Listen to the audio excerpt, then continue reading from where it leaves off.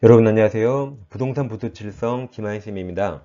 학원에서 진행 중인 7, 8월 과정 확인 문제 제1회차 해설을 시작하겠습니다. 확인 문제는 네이버 밴드에 매주 1회씩 올려드리고 있습니다. 구독, 좋아요 꼭 누르시면 바로 학교 갑니다. 이번 7월부터는 판례를 OX 문제로 푸는 연습을 해보겠습니다. 다 시험에 기출된 판례로 구성되어 있고 쓸데없는 판례 하나도 없습니다. 반복하셔서 실제 시험에서 판례에서 고득 좀 하시도록 같이 놀아가면 좋겠습니다. 자, 1번 청약은 반드시 확정적이어야 되죠? 틀렸습니다. X. 청약은 자판기 생각하면 되죠? 자판기는 커피가 뭐 400원, 500원이라고 반드시 구체적, 확정적입니다. 그 다음 2번, 3번 두 개 잘 비교하세요. 단순하지만 시험에 잘 나옵니다. 이 우편물이 보통 우편 방법으로 발송됐던 사실만으로 그 우편물이 상당 기간 내에 도달하였다고 추정할 수 없습니다. 3번처럼 돈을 더 써야 됩니다. 3번 우편물이 내용증의 우편이나 등기치구 방법으로 발송되고 반송되지 않은 경우에 특별한 사정이 없는 한 그 무렵에 송달이 도달된 것으로 볼 수 있습니다. 2번, 3번 두 개 비교하세요. 다음 4번은 도달의 의미를 물어봅니다. 도달은 요지 가능하면 도달이고 내용을 알 것까지 요하지 않습니다. 4번 의사표시는 그 통지가 상대방에게 도달한 때부터 그 효력이 발생하는 것이고 여기까지 맞았습니다. 여기서 도달이란 사회 관용상 상대방이 통지의 내용을 알 수 있는 객관적 상태에 놓여졌다고 인정되는 것만으로 충분하죠. 부적이 틀렸죠. 충분하고 상대방이 이를 현실적으로 수령하였거나 그 통지 내용을 알았을 것이 요구되지 않습니다. 말이 틀려서 틀렸습니다. 5번 매매 목조물과 대금은 매매계약 체결 시 반드시 구체적으로 특정되거나 확정될 필요 없습니다. 사후에 확정할 기준과 방법이 마련되어 있으면 유효가 될 수 있습니다. 6번 상대방의 정당한 사유 없이 통지 수령을 거절한 경우에도 상대방이 그 통지 내용을 알 수 있는 객관적 상태에 놓여 있는 때 이게 요지 가능하고 이게 도달입니다. 그럼 도달됐죠? 따라서 의사표시 효력이 생기는 거로 봅니다. 맞았습니다. 도달해서 효력이 생겼습니다. 5번은 X고 6번은 O가 되겠습니다. 7번 중간 승낙 등기는 부동산 등기 특별조치법상 형사처벌하도록 되어 있으므로 여기까지 맞습니다. 근데 그 뒤가 틀렸죠. 중간 승낙 등기 합의에 관한 사법상 효력이 개인간 효력은 이건 인정된다죠. 그러니까 중간 승낙 등기는 단속 규정이라 처벌되더라도 사법상 효력은 유효 내버려 둡니다. 대표적인 단속 규정으로 시험이 잘 나오고 있습니다. X. 8번 농지법상 농지취득 자격증명은 농지취득 원인이 되는 법률행위, 예를 들어 매매계약의 효력 발생 요건이 아닙니다. 이건 나중에 등기할 때 필요한 등기 요건이고 법률행위의 효력 발생 요건이 아닙니다. X. 9번 법률행위가 반사회적 법률행위에 해당하는 경우라면 이건 절대적 무효입니다. 따라서 선의 제3자 부호 안됩니다. 선의 제3자에게도 그 무효로서 대항이라 주장할 수 있습니다. 맞는 지문입니다. 10번입니다. 개업 공직기사 등이 중개의뢰인과 직접 거래하는 행위를 금지하는 공직기사법 33조 6호 규정은 강행 규정이 아니라 단속 규정으로서 이에 위반한 직접 거래 행위의 사법상 효력은 부인되지 않습니다. X가 됩니다. 즉 상단 여백에 보세요. 직접 거래 금지 규정은 단속 규정입니다. 즉 가백의 X라는 부동산이 시가 10억짜리입니다. 이것을 개업공개사에게 오늘 당장 9억에 팔아달라고 매도 의뢰해서 이 개공이 어떻게 할까요? 개공이 그냥 제가 샀습니다. 이게 직접 거래입니다. 중개사법에서 직접 거래란 의뢰인이 나에게 찾아왔거나 나에게 전화해서 물건을 의뢰했죠. 그걸 개공이 직접 거래하는 걸 직접 거래라고 이걸 중개사법에서 금지합니다. 이와 다 들키면 3-3, 3년 이하 징역 또는 3천만 원 이하 벌금 처벌되는데 이 처벌되는데 그럼 이 매매계약 효력을 부정할까 문제가 되는데, 이 매매계약 효력을 부정해버리면 오히려 의뢰인 갑에게 손해가 될 수 있어요. 갑은 당장 지금 미국 이민 가려고 1억이 파는 건데 이걸 무효로 해버리면 갑이 미국에 못 갑니다. 그래서 이 사적 거래는 유효로 내버려 둡니다. 이렇게 처벌하지만 사적 거래는 유효로 두는 것을 단속 규정을 하죠. 10번 X입니다. 11번 첫 계약은 첫 계약을 시작하면 처의 동의를 얻어도 당연히 103조 무효 맞습니다. 다음 12번 양도소득세를 회피할 목적으로 한 매매계약은 반사회적 법률행위에 해당하지 않죠.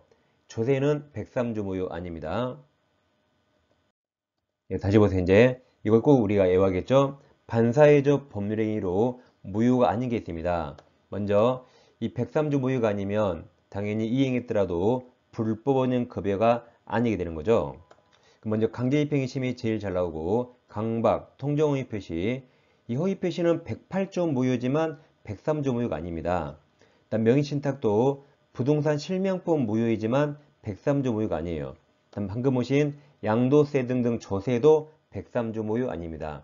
이 5개가 반사회적 법률이 아닌 게 대표적인 예로서 시험이 아주 잘 나오니까 이 5개를 반드시 외워둡니다. 그래서 이것을 우리가 강강수월래 하죠. 강강수월래 대신 강강허신조, 강강허신조 외웁니다. 그래서 강강허신조 나와서 103조 무효 아니다. 따라서 불법인 급여 아닙니다. 그럼 13번 무효인 명의신탁. 이건 부동산 실명법 무효지만 민법 103조 무효 아닙니다. 그래서 무효인 명의신탁의 약정에 의해서 경로된 타인 명의 등기는 이건 불법인 급여에 해당하지 않습니다. 103조 무효 아닙니다. X. 14번 부촉관계 종료를 해제 조건으로 하는 증여계약 그랬죠. 그럼 첫 계약이 나왔으니까 이건 첫 계약을 시작합니까? 끝냅니까? 끝냅니까? 다시 보세요. 부촉관계 종료를 그럼 해제 조건이 효력 소멸 조건이라 해제 조건으로 하는 증여계약. 그럼 증여가 법률행위라 증여 효력이 소멸하는 겁니다. 그럼 첫 계약 시작합니까? 끝냅니까? 시작하는 거죠. 지금 첩을 꼬시려고 오늘 증여, 지금 증여하는 겁니다. 근데 앞부분에서 부촉관계 종료되면 해제 조건이 다시 내나 증여 효력이 소멸하니까 다시 내나죠. 그러니까 첩을 꼬시려고 오늘은 주는데 나중에 앞으로 너랑 나랑 부촉관계 종료되면 다시 내나 그 말이죠. 첫 계약 시작하니까 그 뒤에 사회질서에 반하여 무효 맞습니다. 15번 법률행위 성립까지 강박 나왔죠? 아까 강강허신조 볼 거 없어요. 제일 끝에 반사회적 법률행위로서 무효가 될 수 있다 틀렸죠? 강강허신조 103조 무효가 아닙니다. 16번 법률행위 동기는 직접적으로 법률행위 내용을 이루지 못하므로 여기까지 맞았습니다. 중요한 거 아니죠? 그 뒤에 상대방에게 표시되거나 알려진 동기가 반사회 질서적인 경우라면 이때는 예외적 무효가 될 수 있죠. X입니다. 17번 강제집행 나왔죠? 그럼 그 아랫줄에 반사회 질서적 법률행위에 해당한다 틀렸죠. 강강허신조 103조 무효 아닙니다. 자, 18번은 아래 이역에서 내용을 공부하겠습니다. 감남에게 X가 있는데 을려랑 3년간 첫 계약하고 그 대가로 X부동산을 증여하기로 약정합니다. 그래서 우리 눈 딱 감고 3년 살았어요. 그럼 갑은 X를 줘야겠죠. 근데 X를 주지 않습니다. 을 앞으로 소유권 이전 등기 안 해줘요. 그러니까 우리 법원에 소송을 했죠. 아저씨 부동산 준다 했으면 줘야죠. 라고 소유권 이전 청구하는 소송을 했습니다. 그러니까 이제 감남이 변호사를 찾아갔더니 갑직 변호사가 판사님 이건 무효하냐고 물어봤죠. 법원에서는 이 첫 계약은 선량한 풍속 사회질서 위반해서 103조 무효라고 판시했습니다. 무효니까 갑은 이행 전에 이행할 필요 없고 을은 이행 청구 못합니다. 소송에도 을이 지게 됩니다. 근데 이번엔 반대로 이제 약속대로 갑도 을 앞으로 소유권 이전 등기를 해줬습니다. 근데 갑 친구들이 야 바보야 첫 계약 무효인데 뭐 하려고 이행했어? 다시 가서 받아와 그랬어요. 그럼 여기서는 첫 계약이 무효인데 을 앞으로 이전 등기 이행했으니까 다시 돌려달라고 부당이득 반환 청구할 수 있습니까? 여기 못하죠. 다른 사유의 무효라면 가능하지만 103조 무효인데 이행하면 이게 불법원인 급여이기 때문에 돌려달라고 부당이득 반환 청구 못합니다. 그럼 부당이득 반환 청구 못하는데 그럼 첫 계약이 무효니까 소유권이 가백이 있다 해서 소유권에게서 반환 청구나 말소 청구 허용하면 될까요? 안 됩니다. 부당이득 반환 청구 못하는데 소유권으로 물권적 청구권 허용하게 하면 뭐 불법 임금이 있으나 마나입니다. 따라서 소유권의 기소도 반환 청구나 등기 말소 청구할 수 없습니다. 그래서 갑은 어떻게든 받아올 방법이 없어서 을료가 반사적 이익으로서 소유권을 진행하는 거죠. 그럼 이제 문제 18번 올라가세요. 18번에서 사회질서에 위반되는 행위로서 무효임에도 이미 이행한 경우에는 이게 불법원인 급여죠.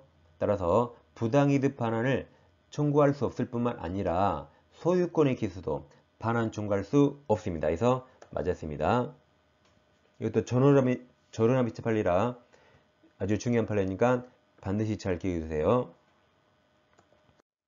19번 보험계약자가 다수 보험계약을 통해서 보험금을 부정취득할 목적으로 보험계약을 체결한 경우 이와 같은 보험계약은 당연히 103조 무효 맞습니다.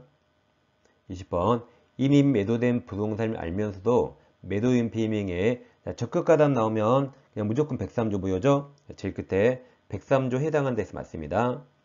21번 주택법 전매행위를 제한하는 제한을 위반해서 한 전매약정은 이건 형사처벌되지만 단속 규정이라 유효, 사법상으로 유효해서 맞았습니다. 이것도 대표적인 단속 규정이에요.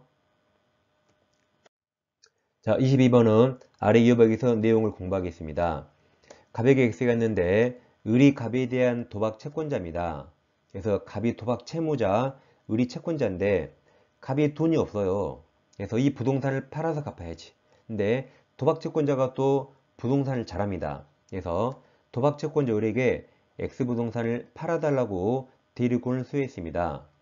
그래서 을이 팔게 되면 그 판돈으로 도박 채무의 변제 대신 충당하기로 약정했어요. 그래서 도박 채권자가 이런 사실을 모르는 병에게 그 부동산을 매도했습니다. 그래서 병이 매수했습니다. 자, 그럼 이 일련 행위 중에서 도박과 관계 있는 것과 관계 없는 게 있습니다. 그걸 나누는 겁니다. 그럼 도박 채권과 도박 채무 변제 충당하는 건 이건 도박과 관계에 있어서 103조 무효가 되는데, 자, 그럼 비교할게. 을이 도박 채권자이든 아니든 매도할 대리권 수여할 수 있죠. 그리고 그런 사실 병이 모르고 샀죠. 이 두 개는 도박과 관계 없으니까 103조 무효라고 할 수 없어서 이건 유효가 됩니다. 자, 그럼 여러분이 시험 출제위원이면 여기서 파란색을 낼까요? 빨강색을 낼까요? 그렇죠. 당연히 빨강색이고 다른 모든 시험도 다 빨강색만 냈습니다.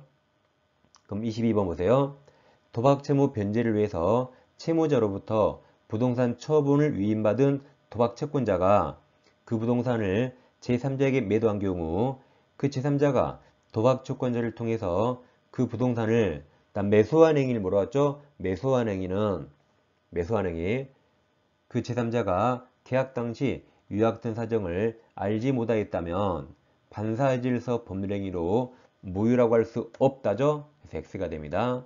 이 판례는 우리 중개사 시험에만 안 나오고 다른 모든 민법 시험에 다 나와서요. 우리 시험에 나올 수 있습니다. 반드시 기억합니다. 23번 형사사건에서의 성공보수 약정은 선량한 풍속 기타 사회질서에 위배돼서 무효가 되는 거죠. 반면 민사사건에서의 성공보수 약정은 103조 무효가 아닙니다. 자, 24번과 25번을 비교하셔야 돼요. 24번은 소송에서 자 증언 동원함 쳐요. 그럼 이 증언은 사실 증언입니까? 허위 증언입니까? 아니면 잘 모릅니까? 잘 모릅니까? 사실 증언이죠. 증언은 사실을 말하는 게 원칙이라 이건 사실 증언입니다. 근데 좀 이따 25번에서는 허위 진술이라고, 허위는 허위라고 써집니다. 그래서 24번의 증언은 사실 증언이에요. 사실 증언 대가로 금전을 지급하기로 약정한 경우 그것이 통상적으로 용인될 수 있는 수준을 초과가 무효 맞았죠. 그러니까 사실 증언하고 돈 받기로 하면 통상적으로 용인되는 수준까지는 유효인데 유효.